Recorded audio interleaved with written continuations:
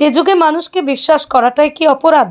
যেখানে বিশ্বাসের উপর ভর করে গড়ে ওঠে একটা সম্পর্ক, আর সেই সম্পর্ক থেকেই তৈরি হয় ভালোবাসা।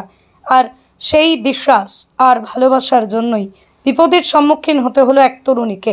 জানা যায়, নরেন্দ্রপুর থানা এলাকায় এক তরুণীর সাথে সোশ্যাল মিডিয়ায় আলাপ হয় হালতুর বাসিন্দা পার্থ দাসের।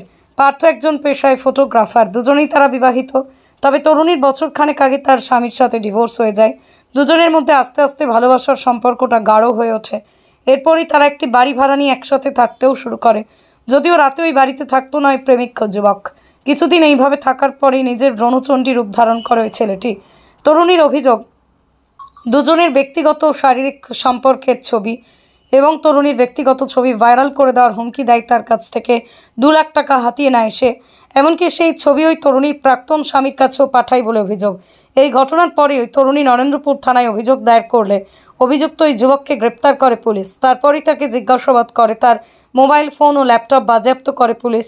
এরপরে ওই যুবককে পুলিশে হেফাজত চেয়ে বারুইপুর মহকুমা আদালতে পেশ করে নরেন্দ্রপুর থানার পুলিশ। আমার অভিযোগ, আমাকে বিয়ের প্রতিশ্রুতি দিয়ে আমার সঙ্গে 2 বছর ধরে সম্পর্ক রেখে ফিজিক্যাল রিলেশন করে এখন আমার থেকে 2.5 লাখ টাকা নিয়ে এখন আমাকে প্রথমত বিয়ে তো করবেই না, দ্বিতীয়ত আমাকে এখন ব্ল্যাকমেল করছে।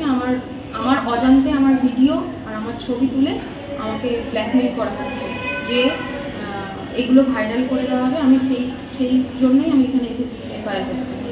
আর একটা ঠক প্রতারক, প্রচণ্ড মিথ্যে কথা বলে, প্রচুর মিথ্যে কথা বলে, যে সব আমাকে আমার জীবনটা পুরো শেষ করে দিয়েছে। কি নাম, কি নাম হচ্ছে পার্থ দাস। আপনাদের পরিচয় কিভাবে হয়েছিল? আমার পরিচয় হচ্ছে সোশ্যাল মিডিয়াতে হয়েছে।